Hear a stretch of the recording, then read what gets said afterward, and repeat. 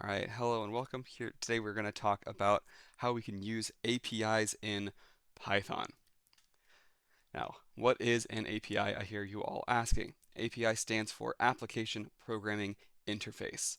They allow us as programmers to use other people's code in our own programs. And this is useful for a lot of reasons, namely that we don't need to rewrite other people's code.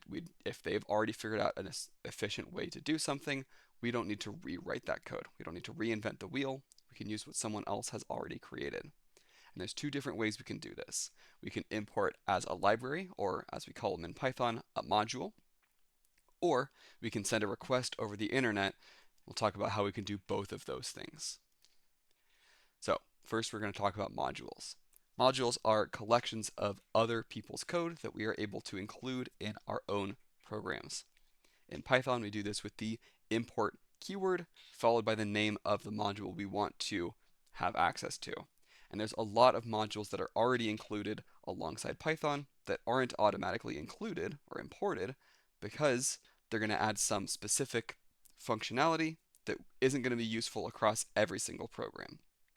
For example, that math module is really only useful if we want to do some more complex math than Python can do natively. But if we want to have access to it, we totally can. We don't include all this extra code because it's going to add to the bloat of our program. We want our programs to be as smooth and sleek and small as possible, so including a bunch of code that we're not going to use isn't super helpful. But modules like math are available if we ever need them. And modules are going to contain specialized variables and functions, and they're usually related to each other, meaning that they get collected together into modules. For example, the math module does math stuff. It contains constants like pi or e or other numeric constants that are used for a lot of math, or functions for doing mathematical operations that Python can't do by itself. Things like trigonometric functions, logarithmic functions, any kind of more complex math than we want to be able to do with native Python stuff. If you want to access anything from an imported module, you need to say the name of that module, like math, use a period, and then the name of the function or constant that you want to access. For example, if I've imported math, I can print math.py, and this is going to print out the value of pi stored in that math module. Very frequently, we're not going to need every single function or constant from a module. In these scenarios, we can use the from keyword to specify specific things to import, like this. From the math module, we're going to import the pi constant and the floor function. And there's two reasons to do this.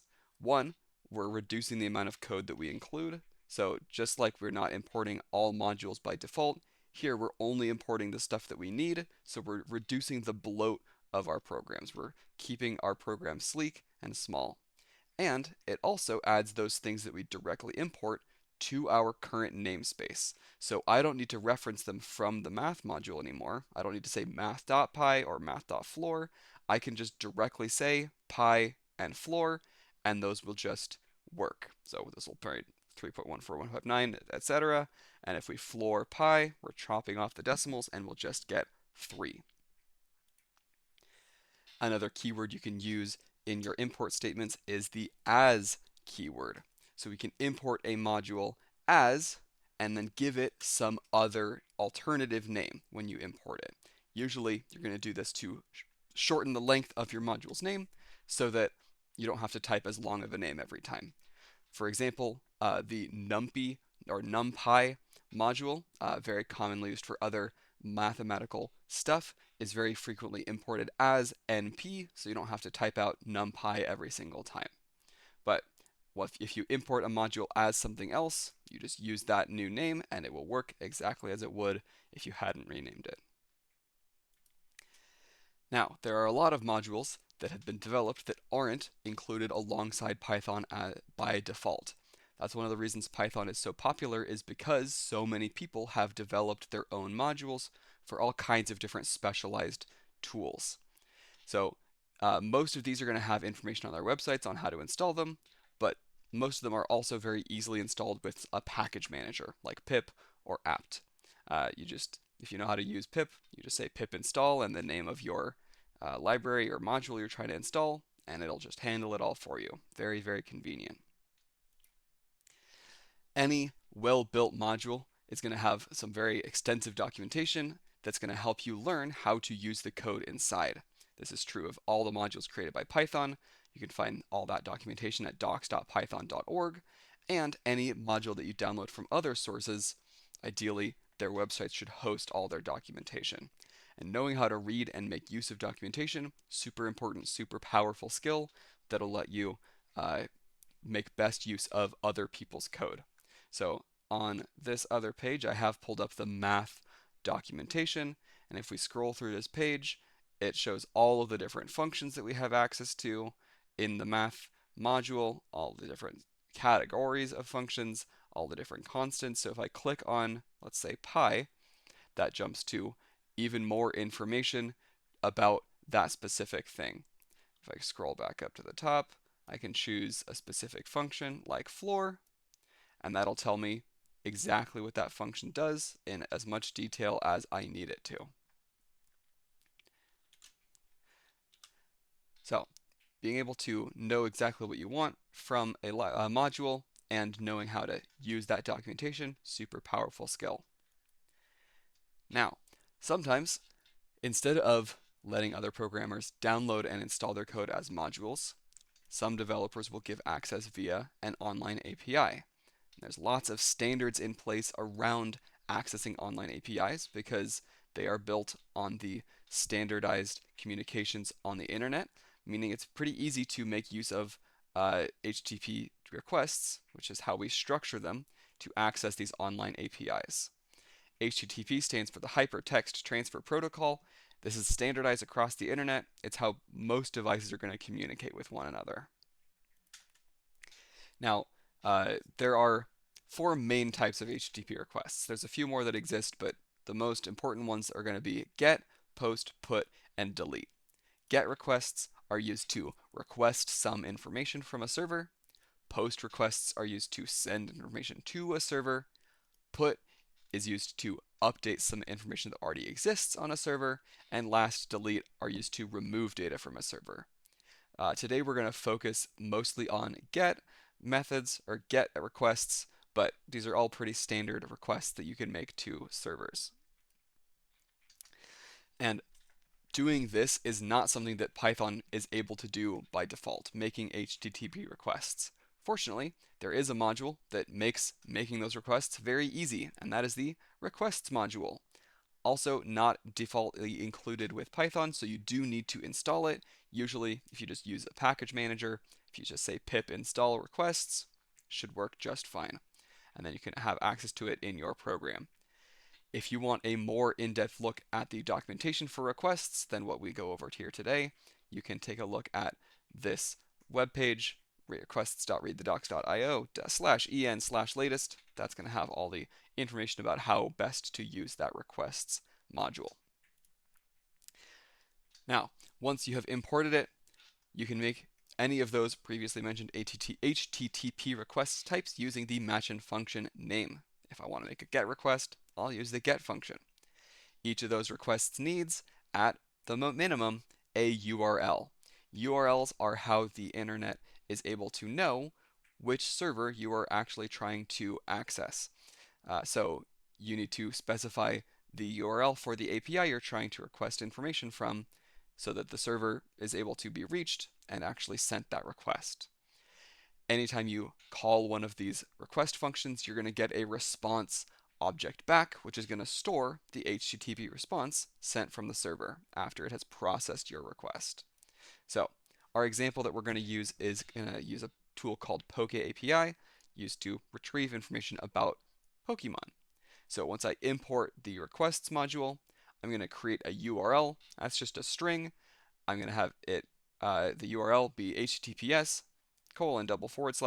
we're going to access from the pokeapi.co. That's the URL with all these parameters, or I guess this is the path. We're going to go /API/v2/Pokemon/Charmander.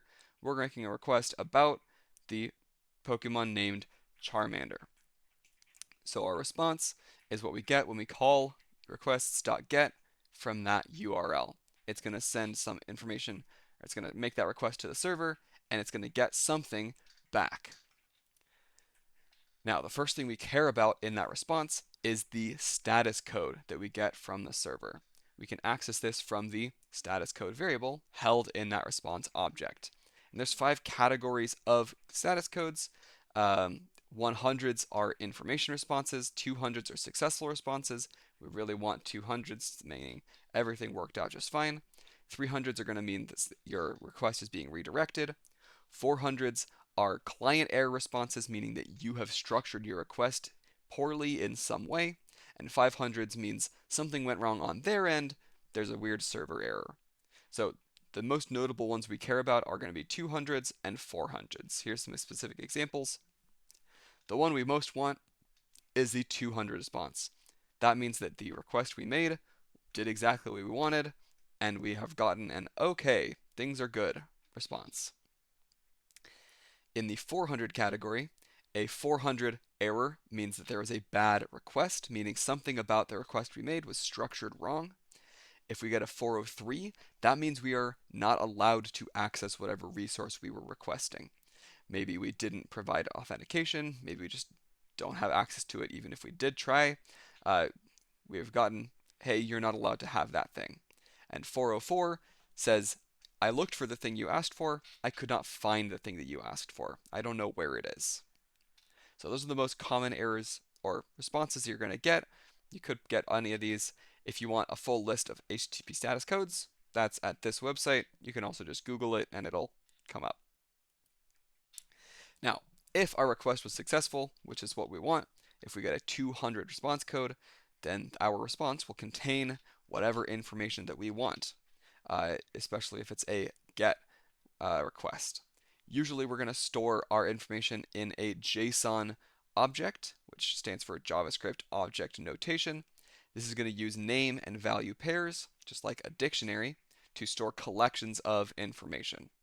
And the documentation for any API should give you an outline of what fields are stored in your JSON response objects. So the names of all your fields should be, hopefully, known information. In just a sec, we'll look at the Poke API documentation so we can see what kinds of fields we could get from a response object from there. We can access that using the JSON function of our response object. So we make our request, we get our response. If the status code is 200, we can print the response is JSON. Typically, this is going to be really, really big with all of the information, so usually we're going to want to pare that down. For example, in our Poke API example, our response should contain a whole bunch of information about the Pokemon named Charmander. That's the one we asked about. So if we access the JSON, let's say our response status code was 200, data equals response.json, we can print the data at the key types or the data at the key abilities, and we can get all that information. Charmander's types are fire, and that's it. Charmander's abilities, it has 2. It can have blaze or it can have solar power. Blaze is not hidden, solar power is hidden. If you want more information, they have a URL to find out more information about any of those abilities. So there's all kinds of stuff that we can get from this API specifically. So if I pull up the Poke API documentation, I can scroll over on the left, look down here at Pokemon,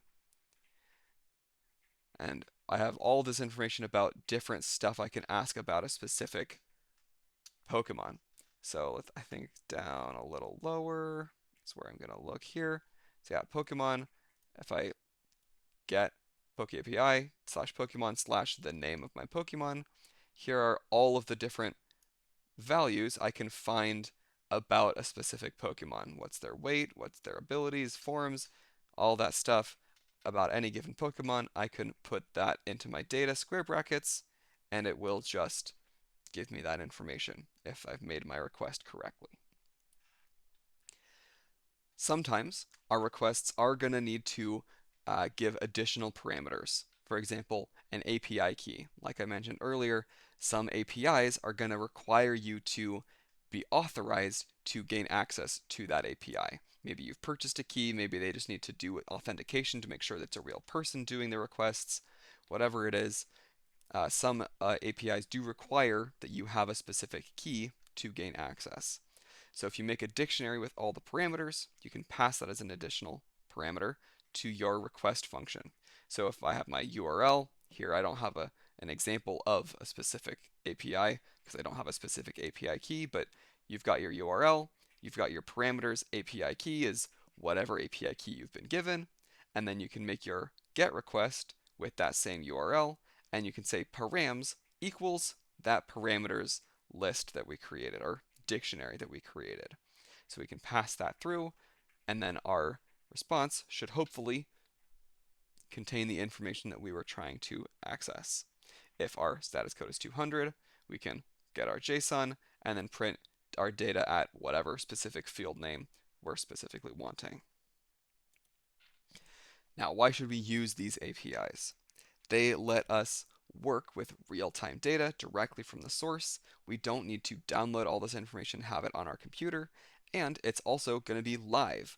We can get new information from their feed. We don't have to keep updating it ourselves if we don't want to. Lets our programs be highly reactive to this new information. They also give other developers the ability to create black boxes.